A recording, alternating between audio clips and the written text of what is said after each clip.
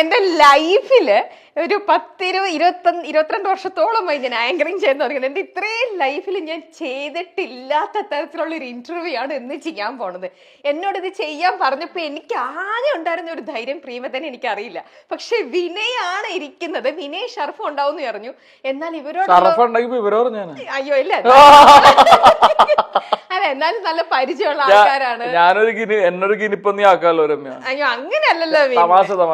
നമ്മളൊരു വിനയായിട്ടുള്ള ഒരു വൈബ് ഭയങ്കര നന്നായിട്ട് അറിയാം. വളരെ നല്ലൊരു ഫ്രണ്ട്ലി ആണ്, വളരെ ജോവിയലാണ്, എല്ലാം ടേക്ക് ഇറ്റ് ഈസി. ആ ഒരു ഇത് വൈബുള്ള ആളായതുകൊണ്ട് ഈ റിസ്ക് ഒക്കെ ഞാൻ എടുക്കാൻ തീരുമാനിച്ചിരിക്കുകയാണ്. അങ്ങനെ ഭയങ്കര ഒരു എന്താ പറയാ ഡിഫറെന്റ് ആയിട്ടുള്ള രീതിയിലുള്ള മൊത്തം സംശയങ്ങളാണ്, സെഗ്മെന്റ്സ് ആണ്. ആക്ച്വലി പ്രിയമതയ്ക്ക് ഒന്നും മനസ്സിലാവുന്നില്ല, ഒന്നുമില്ല.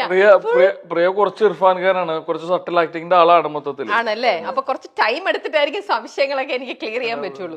ഇത് ഫുൾ സെഗ്മെന്റ് ആണ് നമ്മൾ യൂഷ്വലി നിങ്ങളിപ്പോ ബാക്ക് ടു ബാക്ക് കുറെ ഇന്റർവ്യൂസും കാര്യങ്ങളും കൊടുത്ത ഒരു പാറ്റേണേ അല്ല. നമ്മൾ ഇതിനകത്ത് ഫുൾ ഈ സെഗ്മെന്റിനകത്ത് എനിക്ക് കുറെ സംശയങ്ങളാണ്. ഓക്കെ, ആ സംശയങ്ങൾ ഇൻ ജനറൽ ആയിട്ട് നമുക്ക് എല്ലാവർക്കും തോന്നുന്ന ചിലരെങ്കിലും ഒക്കെ ഇതിലെ ശരിയാണല്ലോ ഇങ്ങനെ നമ്മൾ പലപ്പോഴും ലൈക്ക് ഇപ്പം വിനയ് തന്നെ നമ്മുടെ ഈ മൂവിയുടെ പ്രൊമോഷന് വേണ്ടിയിട്ട് വിനയും ലിജോ ചേർന്ന് പല പല സംശയങ്ങൾ നിങ്ങൾ കുറെ റീൽസ് ചെയ്തിട്ടുണ്ട്. ഏകദേശം ആ ഒരു പാറ്റേൺ ഞങ്ങൾ അങ്ങ് പിടിച്ചിരിക്കുകയാണ്. ആ ഒരു നിലവാരം ഉണ്ടെങ്കിൽ ഓക്കെയാണ്. അതെന്റെ പ്രൊഡ്യൂസറിന്റെ കാലിബർ ഏകദേശം അറിയാലോ. എനിക്ക് പ്രൊഡ്യൂസറിന്റെ കാലിബർ അറിയാം. ഞാനും ഇവിടെ ഇരിക്കുന്നത് രമ്യനോടുള്ള ട്രസ്റ്റ് കൂടിയാ. അതെ, ആ ഒരു ഉത്തരവാദിത്തം ഏറ്റെടുത്തോളാം. നമുക്ക് ഈ ഷോയിൽ എന്തെങ്കിലും ഒരു ഒപ്പീനിയൻ വരികയാണെങ്കിൽ നമുക്ക് അപ്പോസിറ്റ് കൊടുക്കാം. നമ്മുടെ പ്രൊഡ്യൂസർ ഓരോ അടി നമുക്ക് കൊടുക്കാം, ഓരോ അടി. ഓക്കെ, അവിടെ റെഡി ആയിട്ട് അല്ല അപ്പൂസ് ഇന്ന് റെഡി ആയിട്ട് വന്ന് നിൽക്കുന്നുണ്ട്. അപ്പോൾ സംശയം എന്താന്ന് വെച്ചാൽ ഫുൾ സംശയങ്ങളാണ്. അപ്പൊ എന്റെ ഫസ്റ്റിലത്തെ സംശയം എന്താന്ന് വെച്ചാൽ ഈ കാറിന് എന്തിനാണ് 4 വീലുകൾ? ഓട്ടോയ്ക്കൊക്കെ ഉള്ളതുപോലെ 3 എണ്ണം പോരെ? ഇതാണ് ഫസ്റ്റ് സംശയം. പോരെ? അല്ല, ആക്ച്വലി ഓട്ടോ ഓടാനായിട്ട് 3 വീലിലോ 3 ടയർ 3 വീലുണ്ടെങ്കിൽ ഓട്ടോ പോകും. കാറിന് വന്ന അങ്ങനെ ഒരു പ്ലാനിലേക്ക് അവർക്ക് വെച്ചൂടെ? ഈ ഓട്ടോയില് മുന്നിൽ ഒരാളാണല്ലോ ഇരിക്കുന്നത്, പിന്നില് 2 പേര് 3 പേര് ഇരിക്കാം. കുഴപ്പമില്ല. കാറിൽ പറയുമ്പോ മുന്നിൽ 2 പേരെങ്കിലും ഇരിക്കുമല്ലോ. 2 വീല് വേണം. കൺവിൻസിങ് അല്ല. റേഞ്ച് കുറച്ചും കൂടി ഒന്ന് ലോറിക്ക് 3 വീലാക്കണോ? അപ്പൂസ് എത്ര വേണം? അപ്പൂസിന്റെ കണക്കിൽ അപ്പൂസ് ഉദ്ദേശിക്കുന്നതാണ്. ഓട്ടോയിൽ ഞാൻ എന്താ പരിപാടി അറിയോ? ഒരു ടയറേ കാണുന്നുള്ളൂ. തുടക്കം പാളരുത്, തുടക്കമേ പാളി, നന്നായി പാളി, ചെറുതല്ല, ഏറ്റിട്ടില്ല. ഓക്കെ, രണ്ടാമത്തെ ഒന്നിനും കൊള്ളാത്തവനെ വാഴയോട് ഉപമിക്കാൻ കാരണം അതെന്തായിരിക്കും? പൊതുവെ പറയും അങ്ങനെ ഒരു ഫ്രേസ് കേൾക്കാറില്ലേ? വാഴയെ കൊണ്ട് കുറെ ഉപകാരങ്ങൾ ഉള്ളത് കൊണ്ടായിരിക്കും. അല്ല, ഒന്നിനും കൊള്ളാത്തവനെയോ? വാഴയുടെ ഒരു പരിപാടി എനിക്ക് തോന്നുന്നത് എന്താന്ന് വെച്ച് കഴിഞ്ഞാല് എന്താ തമാശയൊന്നും ഇല്ല, ഇതില് ബലമില്ലല്ലോ. ശ്രദ്ധിച്ചിട്ടുണ്ടോ? തെങ്ങേന്ന് വിളിക്കാൻ പറ്റില്ലല്ലോ. വാഴ നമ്മളൊരു കത്തിയെടുത്തിട്ട് ഒരു വീശി കഴിഞ്ഞാൽ വാഴ തീർന്നു. അത്രക്ക് ഡെലിക്കേറ്റ് ആണ്. അപ്പൊ ഈ പഴം തരുന്നു അല്ലെങ്കിൽ പിണ്ടി തരുന്നു എന്നൊക്കെയുള്ളതിന്റെ അപ്പുറത്തേക്ക് ഒട്ടും സ്ട്രെങ്ത് ഇല്ല. പഴം ഉപയോഗിക്കാറുണ്ട്. അവനൊരു വാഴയാണെന്നോ? അപ്പൂസിനെ ഞാനിപ്പൊ പറയുന്നില്ല, ഇന്റർവ്യൂ മുഴുവൻ കഴിഞ്ഞിട്ട് അപ്പൂസ് പഴമാണോ വാഴയാണെന്ന് ഞാൻ പറയും. പാവപ്പെട്ടവൻ എന്നെ ഇന്റർവ്യൂവിന് വിളിച്ച് വരുത്തിയിട്ട് ഒരു മനുഷ്യന്റെ അവസ്ഥ ഒന്ന് ആലോചിച്ച് എന്ത് പറയണെന്ന് പോലും കഷ്ടകാലം ഇതായി. അപ്പൊ അതുകൊണ്ടാണ് വാഴയെന്ന് പറയുന്നത്. വേറെ റീസൺ ഇല്ലല്ലോ. മര്യാദക്ക് കായ്ക്കുന്നു, പഴം തരുന്നു, പിണ്ടി തരുന്നു, ഇല തരുന്നു, എല്ലാം ചെയ്തിട്ടും എല്ലാം ഉപയോഗിച്ചിട്ടും അതിനെ വാഴാന്ന് വിളിക്കണമെങ്കിൽ ഞാൻ കാണുന്ന ഒരു പരിമിതി അതാ. ബെറ്റർ കമ്പയർ ചെയ്യല്ല പ്രിയവതയ്ക്ക് കൺഫ്യൂഷനായി. കമ്പയർ ചെയ്യല്ല നമ്മള് ഇവനൊരു വാഴയാണെന്ന് പറഞ്ഞാൽ അങ്ങനെ ഞാൻ ഉദ്ദേശിച്ചത് എന്താണെന്നറിയോ? നിന്നെക്കാളും ബെറ്റർ ഒരു വാഴ നടന്നു. അങ്ങനെയല്ല, അല്ല അത് തെങ്ങാണ്, 18 വട്ട തെങ്ങ്. വാഴയും പറയൂ അല്ലേ? വാഴയും പറയാറുണ്ട്. ഇതിന് പകരം ഒരു 10 വാഴ വെച്ചിരുന്നു. അത് ബ്രൂട്ടൽ ഇൻസൾട്ട് ആണ്. തെങ്ങ് പിന്നെ അവിടെ നിന്ന് കുറെ നാൾ കായ്ച്ച് അങ്ങനെ ഒരു റെഗുലർ ഇൻവെസ്റ്റ്മെന്റ് ഉണ്ടാവുമല്ലോ. അപ്പൂസ് എന്താ പറയാനുള്ളതെന്ന് വെച്ചാൽ പറ. അതിന്റെ ഇടയിൽ കയ്യും കാലും കാണിക്കുകയാണ്. ഫണ്ട് മറ്റേ കടയിൽ നിന്ന് വാങ്ങിട്ട് വരാൻ പറ്റുമോ? ഇത് സംഭവിക്കണ്ടാണ് മോനെ. ഓക്കെ. ഫണ്ണ് അവൻ എഴുതി വെച്ച ഈ പരിപാടികളൊക്കെ വെച്ചിട്ട് ഇത്ര ഫണ്ണുണ്ടാവുള്ളൂ എന്ന് പറഞ്ഞാൽ കിട്ടോ. കേൾക്കുന്നുണ്ടോ? ഇപ്പൊ നമ്മൾ സിനിമയിൽ അഭിനയിക്കാൻ പോകുമ്പോ എങ്ങനെയാണ്, അതായത് തിരക്കഥയിൽ തമാശ ഉണ്ടാവും, സീനിൽ തമാശ ഉണ്ടാവും, ഡയലോഗിൽ തമാശ ഉണ്ടാവും. അപ്പൊ നമ്മൾ ആക്ടേഴ്സ് വരുമ്പോ തമാശയോ, അല്ലാണ്ട് നമ്മൾ വീട്ടിൽ നിന്ന് കൊണ്ടുപോകുന്നല്ല തമാശ. അവൻ എഴുതുന്ന നിലവാരം കുറഞ്ഞ പരിപാടികളാണ്, എന്നിട്ട് അതിലും നമ്മൾ തമാശ ഉണ്ടാക്കണം. സോറി, നടക്കില്ല. വെറുതെ ചോദിച്ചു വാങ്ങിച്ചു. ഞാൻ നോക്കി, അതായത് രമ്യയുടെ ഫോക്കസ് കളയണ അതിന്റെ പിറകുന്ന കയ്യും കലാശോ. എന്താ മോനേത്? ഓക്കെ. അപ്പൊ നമുക്ക് രണ്ട് സംശയത്തിന് കറക്റ്റ് ആയിട്ടുള്ള ഉത്തരങ്ങളൊന്നും ആയിട്ടില്ല. ഓ പിന്നെ ഇതിന് ഭയങ്കര ഉത്തരം കിട്ടുമെന്ന് പ്രതീക്ഷയിലാ. നമുക്ക് നോക്കാം. അതെ, ബൈക്കിന്റെയും സ്കൂട്ടറിന്റെ ഒക്കെ ആക്സലറേറ്റർ റൈറ്റ് സൈഡിലാണ്.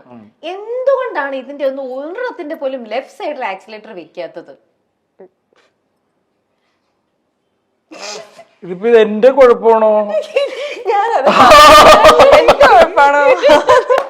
എനിക്ക് കുഴപ്പമേ ഇല്ല. രമ്യക്ക് ഒരു വില ഉണ്ടായിരുന്നില്ലേ? ആ ഡാൻസ് സ്കൂളൊക്കെ പൂട്ടുകൂട്ടാ. അല്ല, ഡാൻസ് സ്കൂളിലൊക്കെ പിള്ളേരുടെ അമ്മമാര് കാണുമ്പോ ഡാൻസ് സ്കൂള് ഡാൻസ് പഠിപ്പിക്കുന്ന ടീച്ചർ ഇതാണ് പരിപാടി, ഇത്തരം ചോദ്യങ്ങളൊക്കെ ചോദിക്കുന്നു എന്ന് പറഞ്ഞാലേ അപ്പൂസിന് നഷ്ടപ്പെടാൻ ഒന്നുമില്ല. ഞാൻ ഈ ഒരു ഇത് എടുത്തത് 8ന്റെ മണിയായി പോയി. എന്തായാലും അതാണ് ഈ ഓക്വേർഡ് ഇന്റർവ്യൂ. ഇതിനും അങ്ങനത്തെ ഒരു പരിപാടി നമുക്ക് കണ്ടുപിടിക്കാം. നമ്മൾ കൂടുതൽ റൈറ്റ് ഹാൻഡേഴ്സ് അല്ലേ, നമ്മൾ കൂടുതൽ റൈറ്റ് ഹാൻഡ്, ലെഫ്റ്റ് ഹാൻഡേഴ്സ് കുറവല്ലേ? പക്ഷെ അതിൽ അപ്പോസിന്റെ ചോദ്യം ഞാനും ഇത് തന്നെ പറഞ്ഞു ആർഗ്യൂ. അപ്പൊ ചില ആൾക്കാർ അപ്പൊ ലെഫ്റ്റ് ഹാൻഡ് ആയിട്ടുള്ള ആൾക്കാരില്ലേ, അങ്ങനെയാണെങ്കിൽ അവരെ കേറ്റർ ചെയ്തുകൊണ്ട് ലെഫ്റ്റ് ഹാൻഡിലും ആക്സിലേറ്റർ വെക്കണ്ടേ? എല്ലാരും ഇപ്പം മെജോറിറ്റി റൈറ്റ് ആണ്. പക്ഷെ നമ്മൾ ലോജിക്കലി ആലോചിക്കുമ്പോൾ ലെഫ്റ്റ് ഹാൻഡ് ആയിട്ടുള്ള ആൾക്കാരുണ്ട്, അപ്പൊ അവർക്ക് കൂടുതലും കംഫർട്ടബിൾ ലെഫ്റ്റ് ആണ്. അല്ല, അവര് സഹിക്കട്ടെ എന്ന് വെച്ചിട്ടുണ്ടാവും. കുറച്ചു പേരല്ലേ ഉള്ളൂ. അപ്പൊ തൽക്കാലം മെജോറിറ്റി ആയിട്ട് പോവാം. നമുക്ക് അടുത്ത വണ്ടി അടുത്തതിലേക്ക് കയറാം അല്ലേ? ഈ രാത്രിക്ക് എന്താണ് കറുപ്പ് നിറം? ഇതിന് ഉത്തരവുണ്ട്, പക്ഷെ എനിക്ക് ഇവിടെ പറയാൻ പറ്റില്ല. ഇവിടെ ഞാൻ പറയില്ല. ഇവനെന്താ ഉദ്ദേശം എന്ന് അറിയൂ? നമ്മളെ ഇമാതിരി ചോദ്യങ്ങൾ ചോദിച്ചിട്ട് നമ്മൾ അൺവാണ്ടഡ് ആയിട്ടുള്ള ആൻസർ ഇവൻ പറയിപ്പിക്കും. എന്നിട്ട് ഇത് ഇവന്റെ ചാനലിൽ ഓടിക്കും.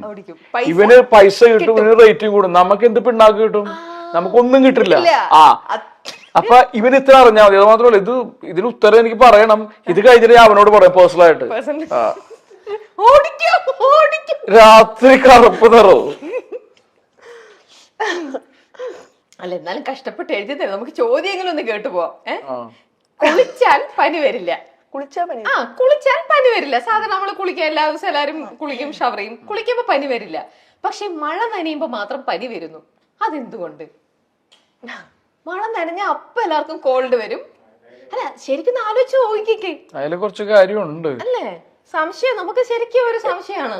എല്ലാവർക്കും അല്ലേ? ഇപ്പൊ നമ്മളെ മഴ നനഞ്ഞ നമുക്ക് പനി വരണമൊന്നുമില്ല, അങ്ങനെയല്ല. എന്നാലും ചില ആൾക്കാർ ഓക്കെ മഴ നനഞ്ഞു, ഓക്കെ ഇവന് മഴ നനയേണ്ട പനിയാണ് ഫുൾ ടൈം. അപ്പോസിറ്റ് അപ്പൊ വിളിച്ചു കഴിഞ്ഞാൽ ഹോസ്പിറ്റലിലാവും. ബ്ലഡ് പ്രഷർ പ്രശ്നമാവും. ചോദ്യം എഴുതി ഉണ്ടാക്കി എങ്ങനെ പ്രഷർ കൂടാതിരിക്കും? അല്ല, ചോദ്യം ഉണ്ടാക്കി ഒന്ന്, അവിടെ ധൈര്യവന്റെ ഈ ചോദ്യം അത് നിങ്ങളോട് അവതരിപ്പിച്ചു 1, 2.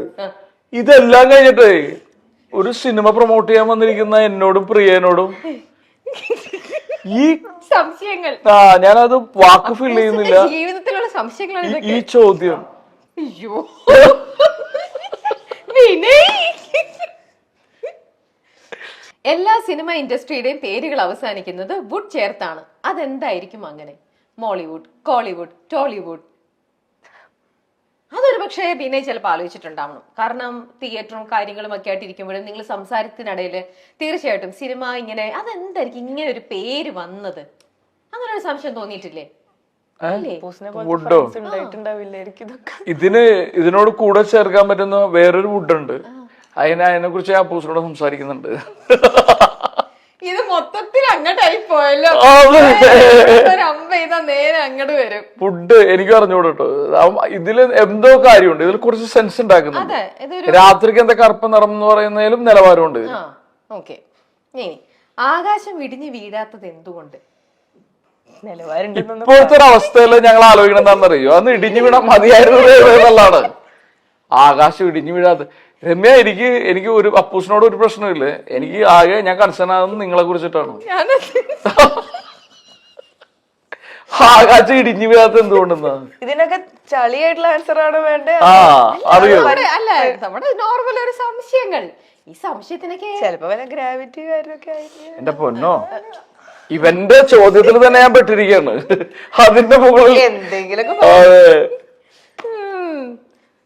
അടുത്ത കേക്കട്ടെ, വെറുതെ കേട്ടുപോവാം. കേട്ടുപോവാം. സന്തോഷം വരുമ്പോഴും സങ്കടം വരുമ്പോഴും കണ്ണ് നിറയുന്നത് എന്തുകൊണ്ട്? അതൊക്കെ നമ്മൾ ലോജിക്കലി ചിലപ്പോൾ നമുക്ക് തോന്നും, ഡീപ്പായിട്ട് നമ്മൾ ആയിരിക്കും.